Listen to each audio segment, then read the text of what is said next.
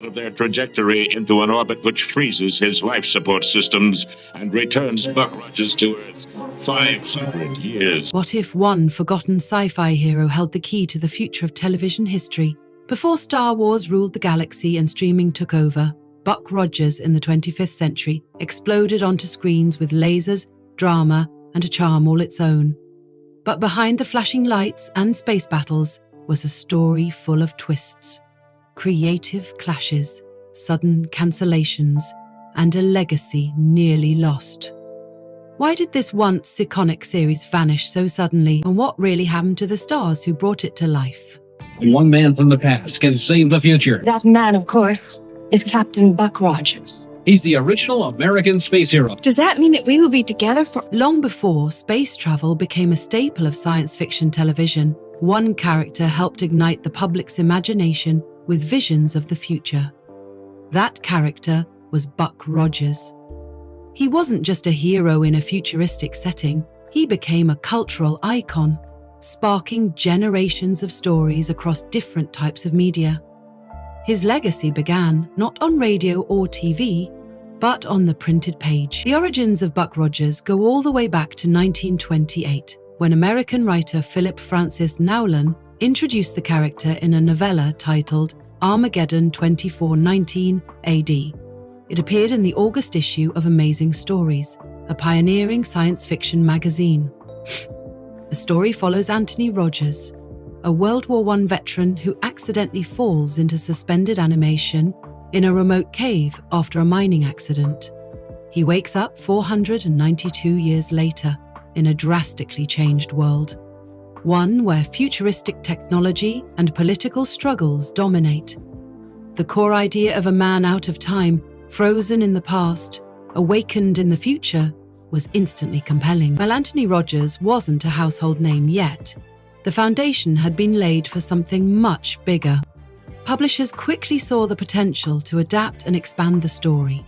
By early 1929, Rogers had a new name, Buck. The first Buck Rogers comic strip debuted on January 7th of that year. It was illustrated by Dick Calkins and distributed by the John F. Diehl Company. The comic took the basic premise of Armageddon 2419 AD and built an ongoing universe around it, with Buck as a heroic figure navigating a highly advanced, often dangerous future. This strip became incredibly popular almost overnight, quickly appearing in dozens of newspapers across the United States. This daily comic helped set the standard for science fiction in visual storytelling. It presented readers with rocket ships, laser weapons, flying cities, and robot armies, at a time when those things were considered pure fantasy. What made Buck Rogers unique was how seriously it treated its world. The technology wasn't just background dressing, it was central to the story, and that made it feel oddly believable, even to readers in the 1930s. As the comic grew in popularity, it began to shape public ideas of what the future might look like. Buck Rogers' world was flashy, bold, and full of possibility. More than a few engineers and scientists have credited the series with inspiring them to pursue careers in space exploration or technology. In that sense, Buck Rogers was more than a fictional character. He became a symbol of forward-thinking and human potential. The next major step in Buck's evolution came with the radio. While many believe the radio show came first, it was actually one of the later adaptations. The Buck Rogers in the 25th Century radio program first aired in 1932 and continued until 1947, making it one of the earliest science fiction series on the airwaves. It brought Buck's adventures into the homes of American families, relying on sound effects and clever narration to paint a picture of futuristic worlds and space battles. Listeners followed Buck, Wilma Deering, and Dr. Hure as they battled classic villains like Killer Kane and Princess Ardella. The format worked particularly well for the time because it relied on the audience's imagination to fill in the visual gaps. Many episodes ended in cliffhangers, encouraging people to tune in again and again. The radio series became a crucial part of the character's legacy and helped introduce Buck Rogers to a much wider audience, especially younger fans who were captivated by the idea of space heroes saving the Earth from evil forces. This momentum carried Buck Rogers into yet another medium, cinema. In 1939, Universal Pictures released a 12-part film serial featuring Buster Crabbe in the title role. Crabbe, who was already known for playing Flash Gordon, brought a physical presence and charm that made Buck even more appealing to viewers. These film serials were shown in theaters before the main feature and were designed to keep audiences coming back every week to see what would happen next. The film version of Buck Rogers leaned heavily into the adventure side of the story. It showcased daring rescues, aerial dogfights, and evil overlords with plans for world domination. While the budget and technology of the time placed limits on what could be shown, the serial still delivered a strong sense of drama and excitement. The special effects were simple by modern standards, but they got the job done. Rocket ships were suspended by wires, and futuristic gadgets were often just modified household items, but audiences bought into it. These serials were important not only for expanding Buck Rogers' fame, but also for proving that science fiction could work on screen. They laid the groundwork for future space-based adventure stories in film and television. In a way, Buck Rogers became the prototype for many characters that would follow, including other science fiction icons like Flash Gordon, Captain Kirk, and even Luke Skywalker. The visual style of the 1939 serials also had a lasting impact. The sets, costumes, and even the way characters spoke contributed to a certain aesthetic that would shape how science fiction was imagined on screen for decades. These films weren't just entertainment. They were building blocks for a new genre. While Buck Rogers himself was firmly rooted in American culture, the ideas behind the character crossed borders and influenced storytelling worldwide. By the 940s, Buck Rogers was a full-blown multimedia franchise. He had comic strips, radio shows, film serials, and an ever-growing fan base. He appeared in toys, books, costumes, and promotional materials. Children dressed up as Buck Rogers for Halloween. Toy ray guns bearing his name became popular gifts. It was clear by then that Buck Rogers had moved beyond the page and screen. He had become a brand. Despite the success, there was also a growing sense that Buck Rogers belonged to an earlier era. As the 1950s and 60s approached, science fiction began to shift. Real-world space exploration was becoming more serious. NASA was formed, and the race to the moon became a dominant topic in the media. In this new landscape, the swashbuckling tone of Buck Rogers started to feel a bit dated. The genre was evolving, and newer stories began to focus on more complex themes like identity, politics, and morality. Still, Buck Rogers held a special place in the hearts of many fans. He was a reminder of a time when the future was something to be dreamed about, not feared. He wasn't driven by trauma or vengeance like some modern characters. Instead, he represented hope, resilience, and curiosity.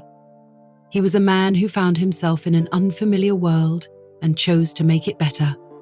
That's a story that never really goes out of style. By the time television became the dominant storytelling medium in the mid-20th century, Buck Rogers was due for a comeback. Audiences who had grown up with the comic strips or radio shows were now parents, and they were ready to introduce their kids to the hero who first captured their imagination. The question wasn't if Buck Rogers would return, it was when and in what form. That moment finally came in 1979, but before diving into his return to the small screen, it's important to understand just how much groundwork had already been laid. Buck Rogers didn't appear out of nowhere. He was the result of decades of stories, experiments, and audience loyalty. He evolved alongside the media that showcased him, and in many ways, he helped shape those very formats. Whether in print, over the radio, or on the big screen, Buck Rogers proved that stories about the future could resonate deeply in the present. And that's why, when he made his leap to television in the late 70s, the world was more than ready for him. By the time the 1970s rolled around, Buck Rogers had already carved out a significant place in pop culture history. He had existed in print, dominated the radio waves, appeared in film serials, and been a staple of science fiction merchandise. But despite all this, he had yet to find a home on the medium that was quickly becoming the center of modern entertainment, television. That changed in 1979, when Buck Rogers in the 25th Century officially launched as a weekly TV series. This adaptation not only brought the iconic hero into living rooms across America, but also reintroduced him to a whole new generation of science fiction fans. What made this particular revival unique was how it was introduced. Before the television show even aired, Universal Pictures made the bold decision to release the pilot episode as a theatrical film. Originally intended to be a TV movie, the pilot was reformatted and premiered in cinemas in March of 1979. This was a strategic move inspired largely by the runaway success of Star Wars 2 years earlier. That film had changed the way studios viewed science fiction, proving that the genre could pull in massive box office numbers and reach broad audiences. Universal wanted to tap into that same market. The theatrical release of the Buck Rogers pilot did far better than many had expected. It brought in around $21 million, 0 cents in North America alone. A solid performance for a science fiction property that hadn't been in the spotlight for decades. More importantly, it helped generate interest and excitement ahead of the television launch. Audiences were introduced to a polished, cinematic version of Buck Rogers, filled with futuristic sets, laser battles, and interstellar politics. It set a visual and narrative tone that was far more advanced than previous adaptations. When the weekly TV series premiered on NBC in September of 1979, viewers were already familiar with the world and characters. The series was developed by Glenn A. Larson and Leslie Stevens, two experienced producers who had already worked on other popular shows. Larson, in particular, had been instrumental in bringing Battlestar Galactica to the screen, and many of the creative ideas and even some of the props from that show would find their way into Buck Rogers. The first episode of the TV series was titled Awakening and was essentially a re-edited version of the theatrical film. Some scenes were trimmed while others were added to better suit the pacing and structure of television.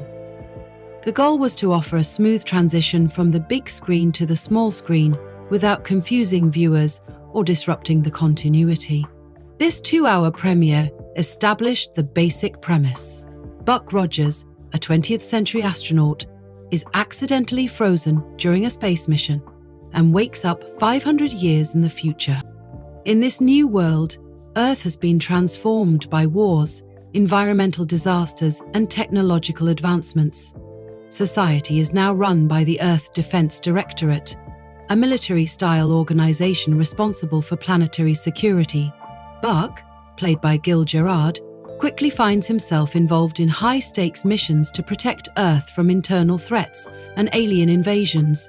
Despite the time gap, he uses his instincts, combat skills, and charm to adapt to the future and help shape it. Gil Gerard's performance was central to the show's success. He brought a grounded, likable quality to the character, balancing seriousness with occasional humor. Buck was never too cynical or overly idealistic. He had just enough grit to be believable, and just enough compassion to be relatable. Gerard's portrayal helped modernize the character without losing the adventurous spirit that had made him popular in the first place.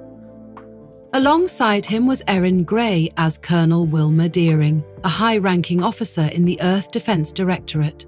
She brought intelligence, strength, and poise to the role, becoming a fan favorite almost immediately. Their dynamic was one of mutual respect, and the show avoided reducing Wilma to a simple love interest or sidekick. She was a leader in her own right and frequently took charge during missions. This added depth and credibility to the show's depiction of future societies where gender roles were more balanced and progressive for the time. Another key figure in the series was Dr. Elias Hewer, played by Tim O'Connor. As a senior official in Earth's government, he provided guidance to Buck and Wilma while handling the broader politics of the show's universe. Then there was Twiki, a small disc-headed robot who served as Buck's sidekick.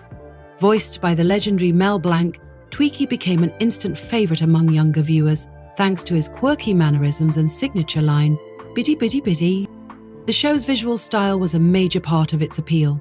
Despite the budgetary limitations of a weekly television series, the sets, costumes, and special effects were impressive for the time.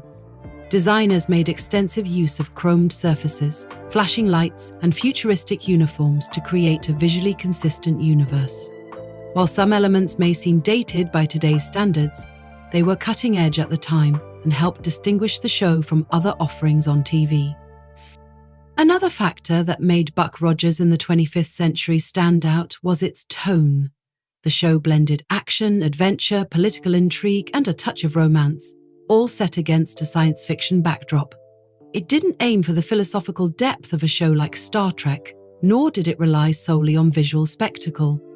Instead, it struck a middle ground, offering fast-paced, accessible storytelling that kept viewers coming back week after week. The first season followed a largely episodic format. Each week, Buck and his team would face a new threat, investigate a strange world, or thwart an alien conspiracy. This structure made it easy for new viewers to jump in at any point without needing to catch up on a larger storyline. At the same time, recurring characters and subtle world building helped maintain continuity for dedicated fans. Behind the scenes, the production was ambitious. The creative team had to meet tight deadlines while working with limited resources. Props and effects were often reused or repurposed from other shows, particularly Battlestar Galactica, which had ended just before Buck Rogers began. This reuse wasn't always obvious to viewers, but it did reflect the reality of television production at the time. Despite these challenges, the show quickly found an audience. Ratings were strong during the first season, and Buck Rogers became part of the larger sci-fi boom happening in pop culture. It wasn't just Star Wars driving the trend. Audiences were also tuning in to Star Trek reruns, watching Close Encounters of the Third Kind, and buying up science fiction novels in huge numbers. Buck Rogers slotted neatly into this environment, offering a blend of classic heroism and modern flair. The characters, especially Buck and Wilma, became pop culture figures. Magazines ran features on the actors, and fan conventions began to take notice. Merchandise soon followed, including action figures, model kits, and lunchboxes. The show even inspired comic books and novelizations, extending its reach beyond the TV screen. While it was never the cultural juggernaut that Star Wars had become, Buck Rogers in the 25th Century proved there was still plenty of interest in retro futuristic storytelling. Of course, the success of the first season raised expectations for what would come next. Could the show maintain its momentum? Would it evolve or stick to its formula? Those questions would be answered in the second season, which brought major changes to the tone, setting, and cast. But for now, Buck Rogers had re-established himself as a sci-fi icon, and the television series had done what few adaptations managed. It respected the character's roots while making him relevant to a new audience. The 1979 launch of Buck Rogers in the 25th Century wasn't just another science fiction show. It was a carefully crafted revival that blended nostalgia with forward-thinking production. By embracing both cinematic spectacle and weekly storytelling, the show helped bring one of science fiction's oldest heroes into the modern age. Buck Rogers in the 25th Century launched at just the right time. The late 1970s and early 1980s were a golden moment for science fiction in popular culture. After the massive success of Star Wars in 1977, audiences were hungry for more space-based adventures. Television studios were eager to capitalize on the growing demand, and Buck Rogers fit the bill perfectly. It offered a familiar name with a futuristic twist, combining a hero from the past with a dazzling vision of the future. But even with a strong start and the momentum of a well-received first season, not everything behind the scenes was smooth sailing. The first season of Buck Rogers managed to strike a tone that audiences appreciated. It was light-hearted, fast-paced, and leaned into the adventurous aspects of science fiction. There were episodes featuring interplanetary battles, political tension, rogue androids, and mysterious alien civilizations. The show never took itself too seriously, which made it accessible to a broad audience. It was escapist entertainment with a charismatic lead, futuristic aesthetics, and just enough plot to keep viewers engaged. But things started to shift dramatically with the second season. Major changes were introduced at the start of season 2, and not all of them were welcomed. The tone of the show became more serious. The light-hearted energy that had made the first season so enjoyable was replaced by a darker, more introspective approach. The stories leaned more heavily into philosophical themes and moral questions. While this might have been a natural evolution for a more mature science fiction audience, it clashed with the expectations set by the first season. One of the biggest changes was the setting. The Earth Defense Directorate, which had been the home base for Buck and Wilma in the first season, was largely removed from the narrative. Instead of working from Earth and dealing with various threats to the planet, the second season placed Buck on a spaceship called the Searcher. The Searcher's mission was to explore space in search of lost colonies of Earth, which gave the show a more wandering, episodic feel, something closer to Star Trek. This new premise aimed to give the series a broader scope, but in the process, it lost much of what made the original concept unique. Alongside the shift in setting came a shift in characters. Several familiar faces from the first season either disappeared or were given reduced roles. Dr. Hua, played by Tim O'Connor, was gone. Princess Ardala and Kane, two of the show's most memorable villains, were no longer central antagonists. Even Wilma Deering, played by Erin Gray, saw her role downplayed in some episodes, despite remaining a series regular. In their place, new characters were introduced, including Dr. Goodfellow, an eccentric older scientist, and Hawk, a half-human, half-bird warrior who joined the crew as a new ally. While the character of Hawk, portrayed by actor Tom Christopher, was intriguing and brought a more serious tone to the show, it didn't fully connect with the audience. Many long-time viewers felt that the original ensemble had been abandoned too quickly. The chemistry between Buck, Wilma, and Dr. Hua had been one of the first season's strengths. Replacing it with a more fragmented cast made it harder for the show to maintain its earlier rhythm. These changes weren't made arbitrarily. The network was looking to revitalize the show and possibly attract a more mature audience. Executives hoped that moving in a more serious direction might align the series with other successful sci-fi shows of the era. But in doing so, they underestimated how much the existing fanbase loved the original tone. The balance of adventure, humor, and light sci-fi drama had been working well, and the decision to pivot away from that alienated many viewers. Behind the scenes, these shifts led to creative tensions. Gil Gerard, the show's lead actor, was openly critical of the new direction. He had initially signed on to play a character that was adventurous and fun. He felt that the second season's attempt to become more serious took away from what made the show appealing. Gerard reportedly clashed with producers over the tone and direction of the show, voicing concerns that the new approach was pushing audiences away. His frustrations became increasingly difficult to hide as the show continued.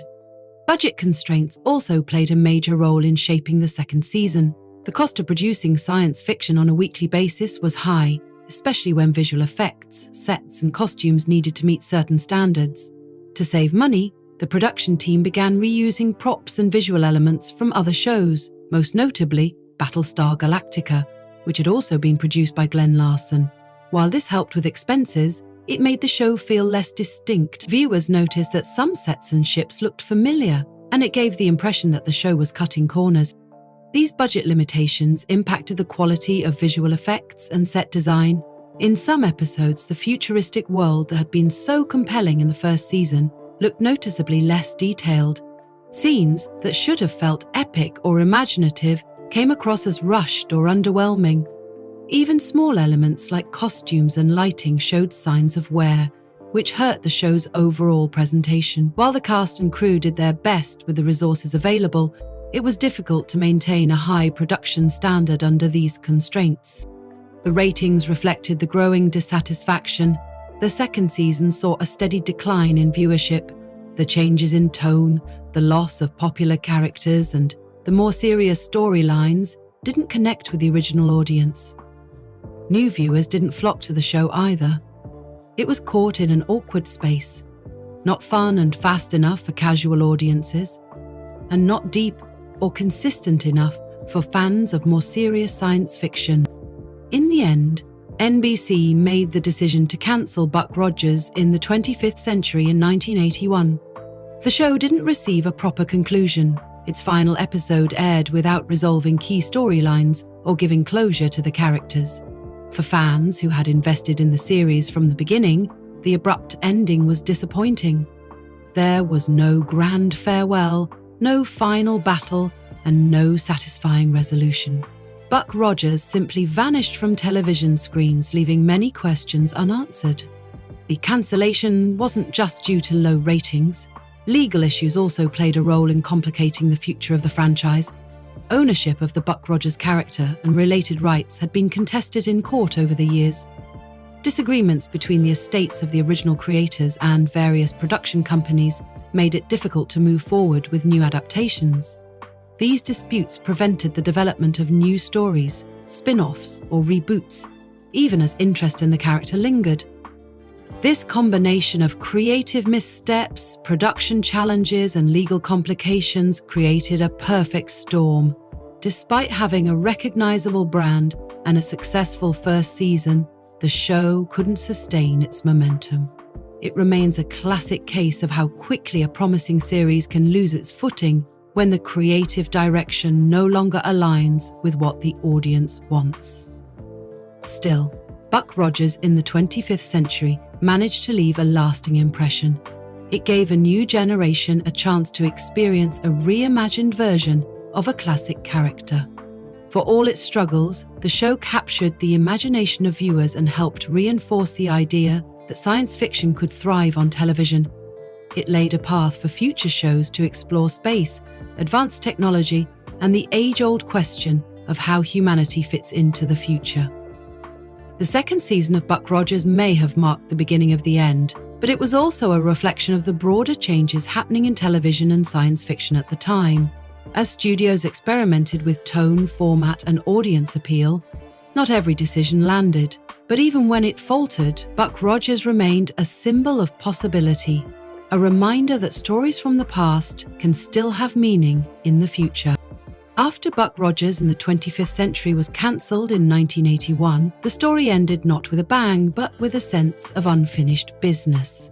There was no farewell episode, no conclusive arc, and certainly no closure for long-time viewers who had followed the journey of Buck, Wilma, and the rest of the cast since the show's debut. While its run was brief, the impact it had during its time remained significant, and many fans continued to look back at the show with fondness and curiosity about what happened next, not just to the story, but to the people who brought it to life. Following the cancellation, the cast each took their own path. Some continued acting, some left the industry, and others stayed connected to science fiction through convention circuits and fan communities. Gil Gerard, who played the titular hero Buck Rogers, found himself in a complicated position. On the one hand, the role had made him a household name and gave him international recognition. On the other, it became a role that he struggled to move beyond. Typecasting is a common challenge for actors who portray iconic characters, and Gerard was no exception. He continued to work in television, appearing in shows like Sidekicks and Earth Force, and took roles in TV movies throughout the 1980s and 1990s. Despite steady work, he never quite landed another role that brought him the same level of fame. Off-screen, Gerard battled personal issues, including substance abuse and health problems related to weight. His challenges became the subject of a Discovery Health Channel special titled Action Hero Makeover, which documented his efforts to turn his life around. The documentary offered a candid look at his struggles and his journey toward better health, earning him renewed respect from fans who admired his honesty. Gerard also embraced his place in pop culture history and frequently appeared at science fiction conventions where he met fans and shared stories from the set. Over time, he became a beloved figure in the fan community, even if mainstream Hollywood had largely moved on.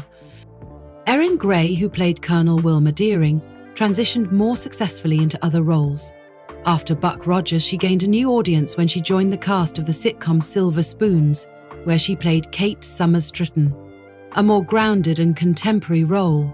This helped her avoid being boxed into a single genre and showed her range as an actress. She remained active in television and film for decades, often appearing in projects related to science fiction, including fan films and low-budget genre productions.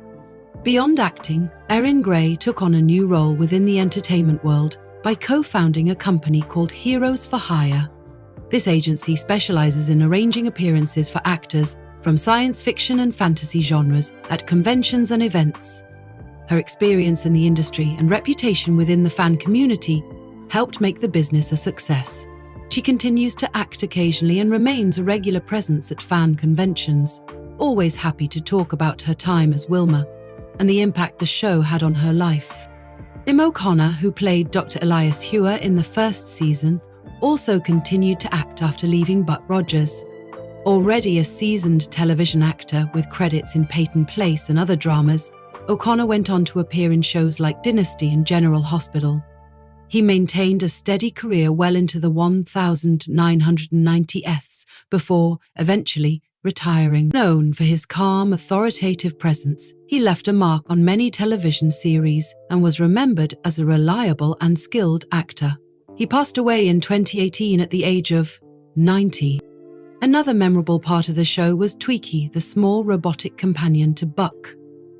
The physical performance was provided by Felix Silla, an actor and stuntman whose short stature made him ideal for roles requiring elaborate costumes.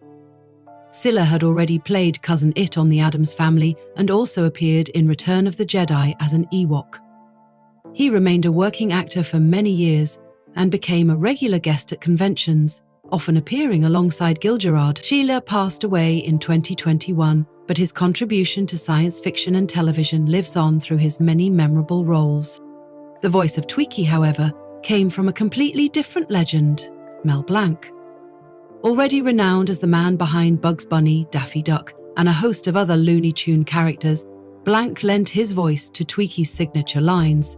His involvement gave the character added charm and humor. Blanc's career in voice acting continued until his death in 1989, and his work remains a foundational influence on generations of voice artists. Eric Server, who voiced the sentient computer Dr. Theopolis, also had a steady career after Buck Rogers. He appeared in several television shows over the years, including BJ and the Bear and Star Trek Deep Space Nine.